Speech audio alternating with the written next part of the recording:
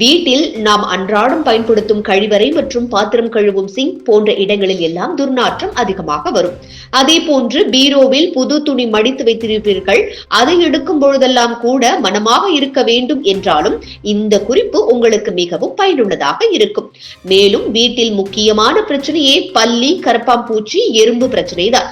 இது அனைத்திற்கும் ஒரு சாக் பீஸ் போதும் என்றால் உங்களால் நம்ப முடிகிறதா?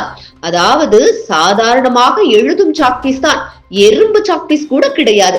சமூக வலைதளங்களில் ஒரு பெண் இந்த பதிவை வீடியோவாக வெளியிட்டிருந்தார். இது பார்ப்பதற்கு வீட்டிற்கு தேவையான மிகவும் பயன்படும் குறிப்பாக தெரிந்தது. அதனால் உங்களிடம் அதனை பகிர்கின்றோம். ஒரு 10 சாக்பீஸை எடுத்து அதில் கம்ஃபர்ட் பாக்கெட் கிடைக்கும் அல்லவா, அதில் ஒரு 2 பாக்கெட் வாங்கிக் கொள்ளுங்கள். இவை சாக்பீஸை ஒரு அகலமான டப்பாவில் போட்டு கம்ஃபர்ட்டில் ஊற்றினால் போதும். இந்த கம்ஃபர்ட் முழுவதையும் சாக்பீஸ் இழுத்துக் கொள்ளும்.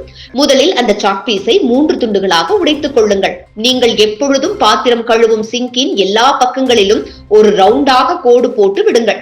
மேலும் சிங்கில் சிறிது சாக்வேஷன் போட்டு வைத்து விடுங்கள். பாத்திரம் எல்லாம் கழுவி முடித்ததும் இப்படி செய்வதன் மூலம் துர்நாற்றம் முழுவதும் அகற்றப்படும்.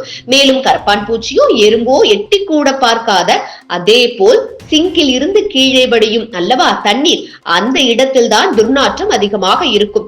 அந்த இடத்திலும் இந்த சாக்பீஸை போட்டு விடுங்கள். இதே போன்றுதான் நீங்கள் உங்கள் வீட்டு நிலைக்கதவில் எறும்புகள் ஊறினால் அதிலும் கோடு போட்டு விடலாம். பாத்ரூமிலும் இந்த சாக்பீஸை சிறு சிறு துண்டுகளாக ஓரங்களில் வைக்கலாம். அதே போன்று உங்கள் வீட்டு பீரோவில் துணிகள் மடித்து வைத்திருப்பீர்கள் அல்லவா, அந்த துணிகளுக்கு கீழே 2 துணிகளை எடுத்து அதன் கீழே சிறிது சாக்பீஸை வைத்து விட்டால் மடமாக இருக்கும். மேலும் பீரோவில் சிறு மூட்டை பூச்சிகள் வர வாய்ப்பு இருக்கிறது.